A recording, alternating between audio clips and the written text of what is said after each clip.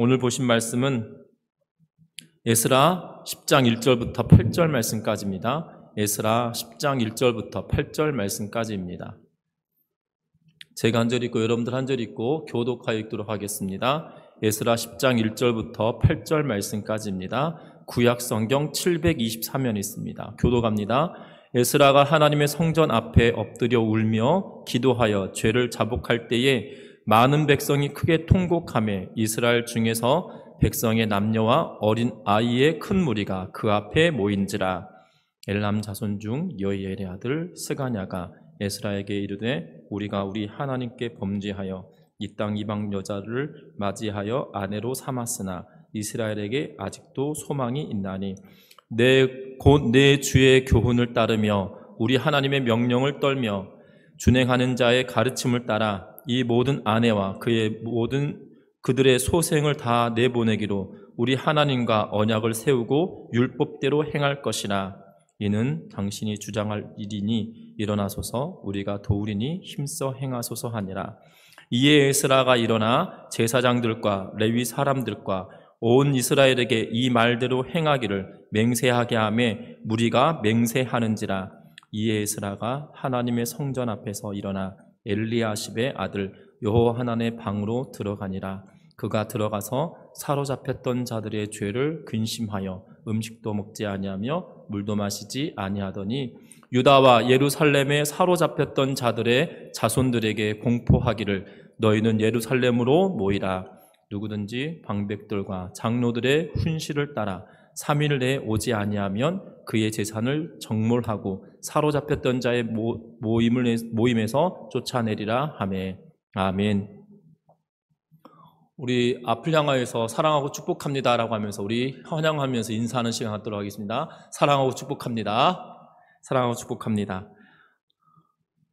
오늘 말씀은 죄에 대한 공동체의 참회라는 말씀으로 오늘 이 말씀을 나누려고 하는데요. 세계 최고의 리더십 전문가인 마셜 골드 스미스는 트리거라고 하는 그의 책에서 우리의 생각과 행동을 바꾸는 심리적 자극을 통해 행동의 변화를 일으키는데 다양한 방법을 설명하고 있으며 그 중에서 행동의 변화를 일으키는 능동적인 질문 6가지에 대하여 말하고 있는 것을 보게 됩니다. 행동의 변화를 일으키는 능동적인 질문 6가지는 이렇게 질문을 하게 되어지는데요. 첫 번째 질문은 나는 오늘 명확한 목표를 세우기 위해 최선을 다했는가? 라는 질문을 해야 한다라고 그는 이야기합니다.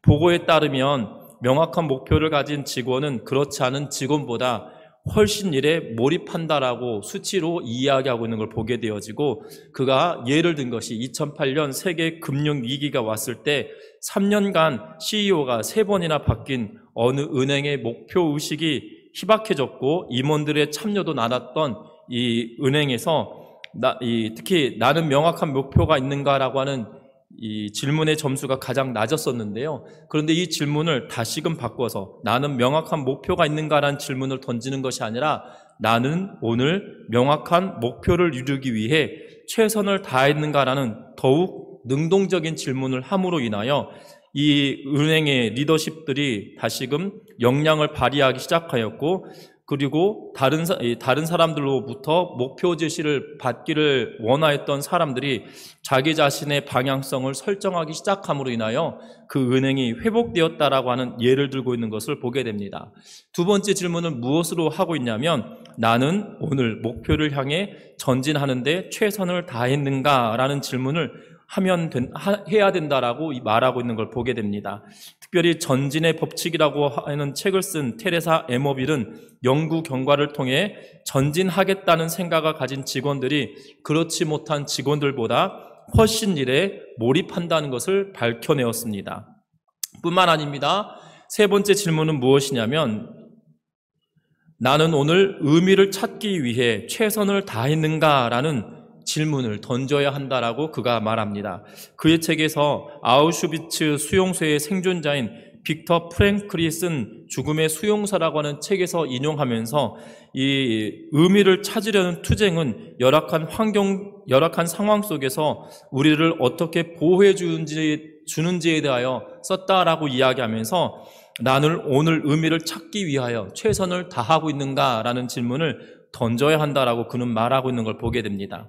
네 번째 질문은 무엇이냐면 나는 오늘 행복하기 위해 최선을 다했는가라는 질문을 또한 던져야 한다라고 그는 이야기합니다.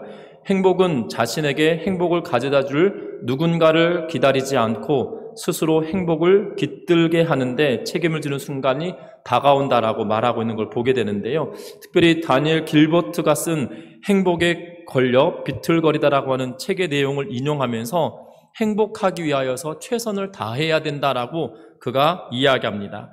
다섯 번째는 나는 오늘 긍정적인 인간관계를 만드는데 최선을 다했는가라는 질문을 해야 된다라고 말합니다.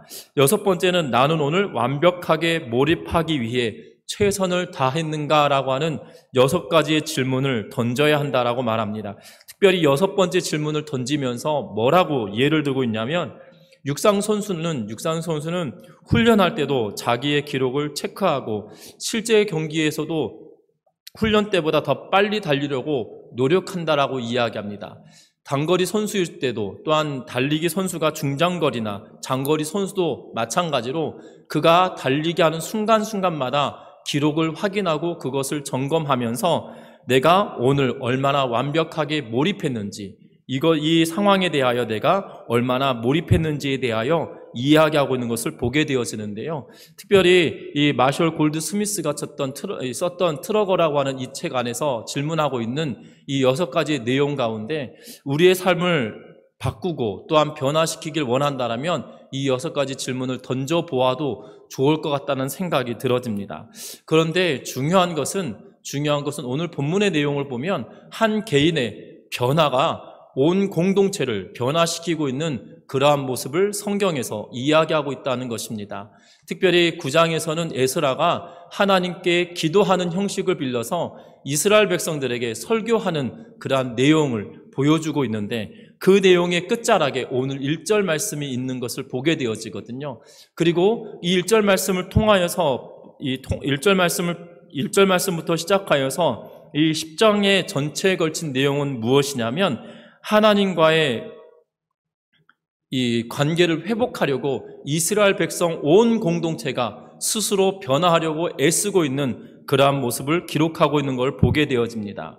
하나님과의 관계를 회복하기 위하여 온 공동체가 변화하고 있고 한 사람의 변화된 그 일로 말미암아 또 다른 사람이 변화해지고 그리고 공동체가 변화해져가는 그러한 모습을 오늘 기록하고 있는데 그 내용을 살펴보면서 우리의 영적인 공동체도 또한 우리 모든 전미중학교 공동체가 새롭게 변화되어지는 그러한 계기가 되기를 주의 이름으로 부탁드립니다. 첫 번째 보면 1절 말씀 다 같이 한번 읽어보겠습니다. 1절 말씀입니다. 에스라가 하나님의 성전 앞에 엎드려 울며 기도하여 죄를 자복할 때에 많은 백성이 크게 통곡하며 이스라엘 중에서 백성의 남녀와 어린아이의 큰 무리가 그 앞에 모인지라 라고 성경에 기록하고 있는 걸 보게 됩니다. 하나님의 성전 앞에 예루살렘 성전 바깥들을 가리키고 있는 것을 보게 되는데요. 왜냐하면 백성의 남녀와 어린아이가 그곳에 있다라고 하는 걸 보니까 바깥들인 것은 정확한 것 같습니다. 왜냐하면 성전 안으로 들어올 수 있는 그러한 이 사람 내 상황이 달리 기록되어졌기 때문인데요. 특별히 이들이 다 모여서 하였던 것은 무엇이냐면 많은 백성이 크게 통곡하기 시작했다라고 1절 말씀에 이야기하고 있는 것을 보게 됩니다. 여러분들 잘 아셔야 되는 것은 1차 포로가 귀환하고 난 이후에 약 80년이라고 하는 시간이 지났습니다. 그 80년이라고 하는 시간이 지나오면서 그들은 느슨해진 자신들의 신앙을 재정비하기 위한 열망하는 그러한 시간이었던 걸로 보여집니다. 그 시작점이 무엇이었냐면 에스라가 기도하였던 그 기도의 내용을 통하여 한 사람 한 사람이 변화되었고 그리고 수많은 사람들이 성전 앞에 엎드려 울며 기도하기 시작할 때에 많은 백성이 크게 통곡하기 시작했다라고 이야기하며 그리고 큰 무리가 에스라 앞에 모여서 그와 함께 하고 있음을 성경은 이야기하고 있는 것을 보게 됩니다. 여러분들 기억할 것은 공동체가 변화되는 가장 첫 번째 시작은 다른 것이 아니라 공동체가 가지고 있는 죄의 문제를 하나님께 고하고 회심하며 돌이키기 시작하는 데서부터 시작된다는 것입니다. 특별히 에스라가 기도할 때 민족의 죄악과 그들의 조상들의 죄악을 그의 죄인 것처럼 하나님께 고하고 공동체의 죄가 자기 자신의 죄인 것처럼 이야기하며 간구하고 있는 그러한 모습을 보게 되어지는데, 그것을 통하여서 온 공동체가 다시금 하나님께 나아와 회개하며 돌이키며 나아가고 있다는 사실입니다. 에스라의 경건과 헌신이 그 어떤 메시지보다도 설득력 있는 그러한 설교로 백성들에게 다가왔을 뿐만 아니라 그로 말미암아 백성들도 통곡하고 또한 그들이 모여서 하나님께 어떻게 할까라고 하면서 그들에게 고백하고 있는 것을 보게 됩니다. 저와 여러분들도 마찬가지입니다. 지금 신종 코로나19 바이러스로 말미암아 참으로 어려운 시절이 되었고 어려운 때가 되어져 버렸습니다. 교회가 예배하는 것 자체를 가지고 왈가왈부하는 그러한 시대가 되어져 버렸습니다. 어찌 보면 믿는 자들이 지금까지 느슨하였던 신앙 생활과 삶에 대한 모습을 다시 한번 점검하면서 교회 공동체가 하나님께 전심으로 예배하고 신령과 진정으로 예배할 수 있는 그러한 기회가 될 수 있는 그러한 시간들이 되었으면 하는데, 그러하기 위하여 우리가 해야 될 것이 있다라면 다른 것이 아니라 우리의 죄악의 문제를 놓고 하나님께 고하며 나아가야 된다는 사실을 기억하기를 주의 이름으로 부탁드립니다. 죄에 대한 각성으로부터 시작된다는 겁니다. 그런데 우리는 죄에 대하여 둔감한 시대가 되어져 버렸고, 죄에 대하여 또한 이 죄가, 나는 죄가 없는데도 불구하고 무슨 죄인이라고 하는 그러한 시대가 되어져 버렸습니다. 우리가 하나님을 온전하게 알지 못하고 하나님의 뜻대로 행하지 아니하는 것, 그것이 죄악이란 사실을 기억하면서 우리의 죄를, 민족의 죄를, 또한 교회 공동체의 죄악의 문제를 하나님께 고하고 하나님께 외치며 회심하며 돌이키는 은혜가 있기를 주의 이름으로 부탁합니다. 죄는 희한하게도 작은 것부터 시작하여 물들이기 시작합니다. 그리고 온 공동체가 그것에 물들여졌음에도 불구하고 그것이 죄가 죄인지를 알지 못하는 그러한 상황이 되어져 버리는데, 놀라운 것은 그러한 만연되어져 있는 그 상황에서도 에스라가 하나님께 그들의 죄를 고하고 간구하고 나아가기 시작할 때 그 공동체가 하나님 앞에 나와 통회하고 자복하는 일들이 시작되었던 것을 기억하면서 우리 예배하는 우리 전미중학교 온 성도 여러분들이 정말 먼저 하나님께 회개하며 나아가는 우리 성도님들 되기를 주의 이름 부탁합니다. 여러분들 한 명 한 명이 회개하며 주 앞에 돌이켜 나아갈 때 우리의 공동체가 새롭게 변화되어질 뿐만 아니라 흩어져 있는 수많은 하나님의 몸된, 그리스도의 몸된 교회들도 새롭게 변화될 것을 믿고 나아가기를 주의 이름으로 부탁드립니다. 뿐만 아닙니다. 백성들의 참여를 불러일으킨 사람이 성경에 있는 것으로 보여집니다. 그 인물은 여히엘의 아들 스가냐라고 불려지는 사람인데요. 우리 2절 말씀 다 같이 한번 읽어보겠습니다. 같이 읽습니다. 엘람 자손 중 여히엘의 아들 스가냐가 에스라에게 이르되 우리가 우리 하나님께 범죄하여 이 땅 이방 여자를 맞이하여 아내로 삼았으나 이스라엘에게 아직도 소망이 있나니. 아멘. 이 여히엘의 아들 스가냐는 엘람 자손으로 소개되어지고 있는데요. 엘람 자손은 1차 포로가 귀환할 때 속하였던 그러한 가문입니다. 특별히 스가랴 2장 7절 말씀에 보면 성경에 이렇게 기록하는데, 엘람 자손이 1254명이요 라고 하면서 1254명이 1차 포로가 귀환할 때 돌아왔던 그러한 인물로 이야기합니다. 그 후 2차 포로에 귀환할 때에는 엘람 자손이 70명과 더불어 에스라와 함께 귀환하는데, 그 명단은 8장 7절 말씀에 기록하고 있는 것을 보게 됩니다. 특별히 그 중에 한 사람의 이름인 부친인 여히엘이 기록되어져 있는데요. 이 엘람 가문의 6명의 사람들이 이방 여인들과 더불어 결혼한 것으로 성경 10장 26절, 예스라 10장 26절에서 기록하고 있는데, 그러면 이 10장 26절에 기록하고 있는 여이엘이라고 하는 인물이 그의 아버지, 이 스가냐의 아버지 여이엘과 동일한 인물이다라면, 여이엘은 그의 아버지에 대한 잘못까지도 지적하면서 우리의 민족의 문제, 그들의 가지고 있는 죄악의 문제까지도 하나님께 돌이키고 나아간다라고 지적하고 있는 것을 보게 됩니다. 스가냐는 이 문제와 관계하여서 사적인 문제뿐만 아니라 공동체 대변인의 역할을 하고 있는 것처럼 보여지는데, 왜냐하면 많은 무리들이 이 에스라 앞에서 지금 기도하고 있었거든요. 통곡하며 기도하고 있는 그때에 그가 에스라에게 나와서 이야기하고 있는 장면이 바로 2절의 내용이기 때문입니다. 그러면서 그가 하고 있는 말씀의 강조점이 있다라면 다른 것이 아니라 2절 말씀에 하나님께 범죄하여라고 하는 이 말씀입니다. 하나님께 범죄하였다라고 하는 이 범죄하다라는 단어는 히브리 말로 말이라고 하는 그런 단어인데요. 이 말이라고 하는 단어는 어디에 사용되어지고 있냐면 여호수아서에서도 동일하게 사용되어지는데, 언제 사용되어졌냐? 아간이 범죄하였다라고 할 때 사용되어졌던 그러한 단어입니다. 다시 말하면 이방 여인과 결혼하는 것은 언약 백성의 본분에 맞지 않는 것임에도 불구하고 그들이 결혼함으로 인하여 이방신을 섬기고 하나님을 떠나는 삶을 살기 시작하였는데, 그것을 어디에 두었냐? 다른 것이 아니라 아간이 하나님께서 모든 것을 바치라고 하였던 여리고성을 멸망시키시고 여리고성을 무너뜨리시는 그 사건 앞에 그가 그의 욕심으로 말미암아 하나님과 이스라엘이 맺었던 그 언약을 깨트리는 그러한 상황의 중심에 서 있던 사람이 다름 아니라 아간이었거든요. 이 아간의 죄로 말미암아 어떠한 일이 벌어집니까? 아이성 전투에서 이스라엘 백성들이 패배하는 일들을 보게 되어집니다. 분명한 사실은 이 아간의 한 명의 죄로 말미암아 온 민족이 고통당하였음에 대하여 이야기하면서 범죄하였다라고 그가 이야기하는 것은 다른 것이 아니라 결혼하고 하나님과 언약의 백성임에도 불구하고 이방인 여인들과 결혼함으로 말미암아 하나님을 떠나 있는 상태의 것들을 두고 통곡하고 통회하며 그들 앞에 나아오는 걸 보게 됩니다. 그런데 놀라운 것은 2절 말미에 뭐라고 이야기하냐면, 우리 같이 한번 2절 마지막 부분을 같이 읽어보겠습니다. 이스라엘에게 아직도 소망이 있나니 라고 이야기합니다. 놀랍습니다.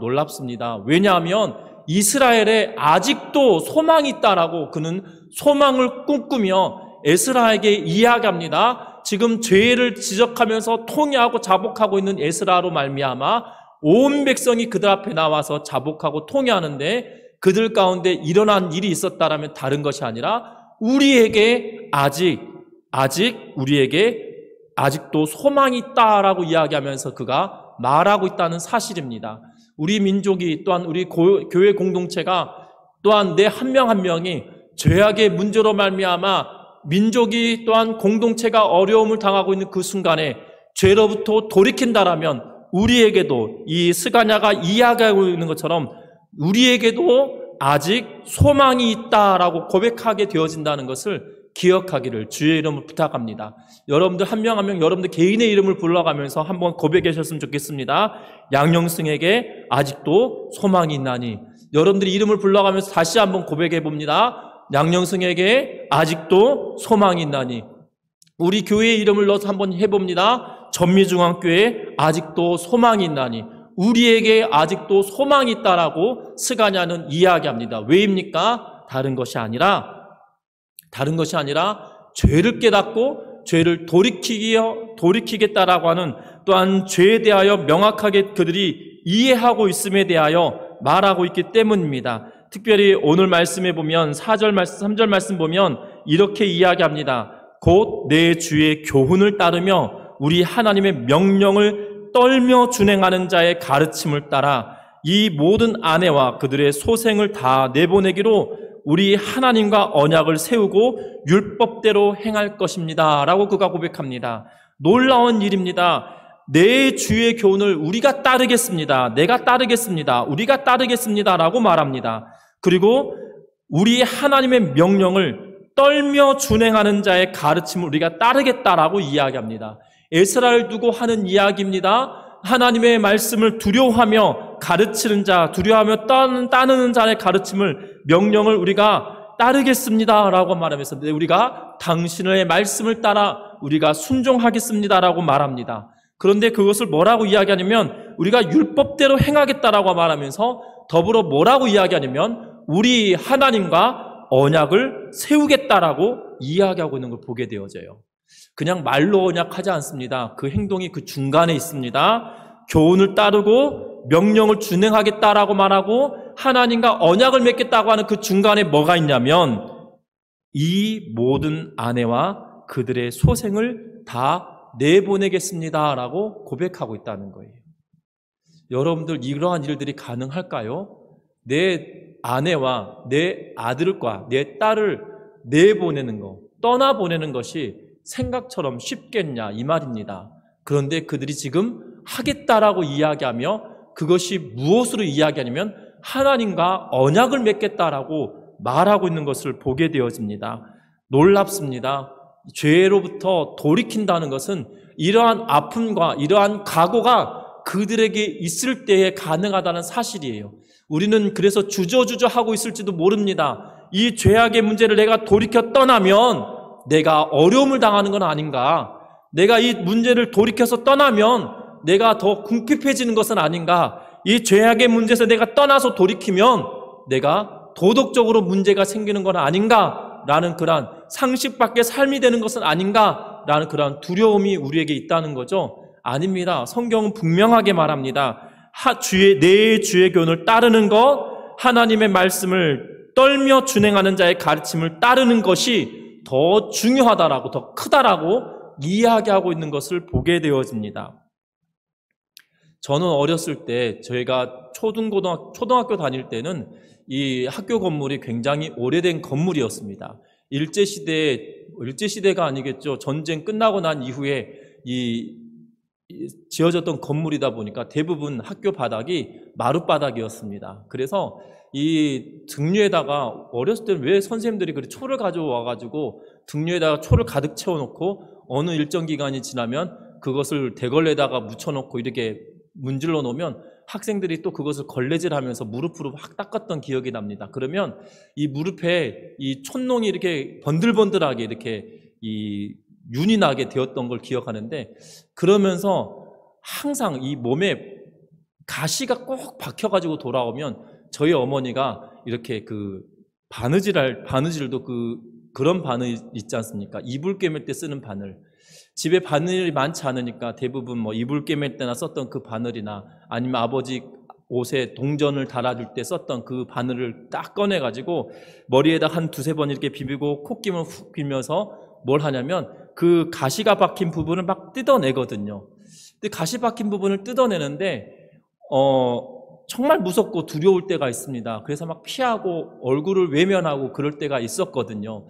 그래서 여러분들 그 가시가 박혀있는 그 다리를 그대로 놔두면 곪고 성나게 되어져서 더 큰 이 아픔을 겪게 되어지는데요. 중요한 것은 그 아픔보다도 지금 바늘을 찔러서 살을 찢어내서 가시를 빼내는 작업은 가슴 아픈 일인다 할지라도 그 과정을 이겨내지 못하면 상처가 더 골마버리고 더 아플 수도 있다는 것이죠. 지금 이스라엘 공동체의 문제가 무엇이냐면 교훈을 따르지 아니하고 하나님의 명령을 따르지 않았던 그 죄의 것이 결국 그 공동체를 망치는 상황이 되어져 버리기에 그것을 감내하며 공동체의 어려움을 다시금 회복하기 위하여 그들이 돌이키고 있다는 사실이에요. 하나님의 말씀을 따르는 것이 나중에 당하는 고통보다도 더 큰 것이 아니다라고 여기기 때문에 지금 아내와 소생을 내보내는 것이 민족이 당할 고통보다도 더 크다고 여기지 아니하기 때문에 그들이 그것을 시작하고 있다는 사실입니다. 저와 여러분들 기억하셨으면 좋겠습니다. 참 어려운 일들입니다. 죄를 돌이키고 그것을 벗어나려고 하고 그것으로부터 떠난다는 것은 정말 가족을 버리는 것과 같은, 아내와 소생을 내보내는 것과 같은 아픔이 우리들에게도 있을 수 있다는 것입니다. 그럼에도 불구하고 하나님의 말씀을 준행하고 따르는 것을 우선순위로 두는 믿음의 성도들 되기를 주의 이름으로 부탁드립니다. 참으로 어려운 일일 수도 있다 할지라도 우리 모두가 이 길을 걸어가는 은혜가 있기를 주의 이름으로 부탁드립니다. 뿐만 아닙니다. 에스라는 이제 자리에 일어나서 생각한 바를 구체적으로 행동으로 옮겨가고 있는 것을 보게 됩니다. 4절 말씀과 5절 말씀 같이 읽어봅니다. 이는 당신이 주장할 일이니 일어나소서 우리가 도우리니 힘써 행하소서 하니라. 이에 에스라가 일어나 제사장들과 레위 사람들과 온 이스라엘에게 이 말대로 행하기를 맹세하게 하며 무리가 맹세하는지라. 아멘. 오늘 이 말씀에 뭐라고 이야기합니까? 스가냐가 에스라에게 당신이 이제 이것을 주장해야 될 일이니 일어나십시오. 우리가 돕겠다라고 이야기하면서 힘써 행하십시오라고 그가 말합니다. 그랬더니 에스라가 일어나서 제사장들과 레위 사람들과 온 이스라엘에게 이 말대로 행하기를 맹세하게 합니다. 정말 이렇게 하겠느냐라고 묻습니다. 그랬더니 그들이 어떻게 합니까? 그렇게 하겠다라고 맹세합니다. 그리고 난 이후에 에스라가 하는 일이 있었다라면 다른 것이 아니라 6절 말씀입니다. 같이 한번 읽어봅니다. 이에 에스라가 하나님의 성전 앞에서 일어나 엘리야십의 아들 여호하난의 방으로 들어가니라. 그가 들어가서 사로잡혔던 자들의 죄를 근심하여 음식도 먹지 아니하며 물도 마시지 아니하더니. 아멘. 오늘 이 말씀에 보면 뭐라고 이야기합니까? 에스라가 자리에서 일어나 구체적으로 행동으로 옮기는데 그 전에 행하였던 것은 다른 것이 아니라 금식하며 물도 마시지 아니하고 죄를 근심하며 하나님 앞에 나아가고 있는 것을 다시금 보여주고 있다는 것이에요. 그 이전까지 백성들 앞에서 울며 고백하며 기도하였어요. 1절 말씀해 보니까 하나님의 성전 앞에서 엎드려 울며 기도하여 죄를 자복하였다라고 이야기하고 있는데 이미 기도하며 울며 자복하고 회개하고 있었던 그가 다시금 금식하며 기도하며 나아가고 있는 그러한 모습을 우리에게 보여주고 있다는 것이에요. 믿는 성도 여러분들, 우리 전미중학교 온 성도 여러분들, 영상으로 예배에 참여하는 모든 성도 여러분들, 우리가 기억할 것은 기도만이 우리가 살아갈 길이고 기도만이 이 문제를 이겨낼 수 있는 유일한 힘이라는 것을 우리에게 다시금 보여주고 있는 것을 보게 되어집니다. 적폐를 쌓여졌던 죄악의 문제, 차곡차곡 쌓여져서 둔감해져 버린 이 죄악의 문제를 해결하는데 가장 우선된 것은 무엇이었냐면 처음도 기도였고 지금도 기도하며 계속 기도하며 그 문제를 풀어가고 있는 그러한 모습을 우리에게 보여주고 있다는 사실입니다. 여러분들 어려움을 당할 때 목숨을 걸고 기도하였던 사람들은 성경에 너무나도 많이 있습니다.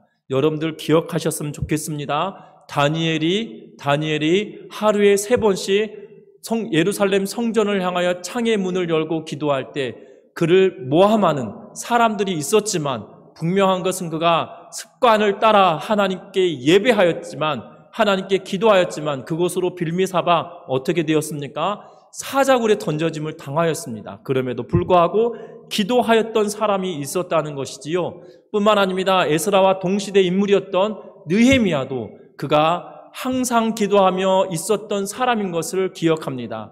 아닥사스다가 그에게 묻습니다. 너의 안색이 불편한 것은 웬 말이냐? 라고 이야기할 때 그가 두려워 떨며 기도하고 있었던 것을 보게 되며 그가 내가 너에게 무엇을 도와줄까? 라고 이야기할 때 하나님께 묵도하였다라고 분명하게 에스라 2장 말씀에는 기록하고 있는 것을 보게 되어지는데 그 어떠한 순간에도 기도하는 것을 놓치는 성도가 되지 아니하기를 주의 이름으로 부탁드립니다.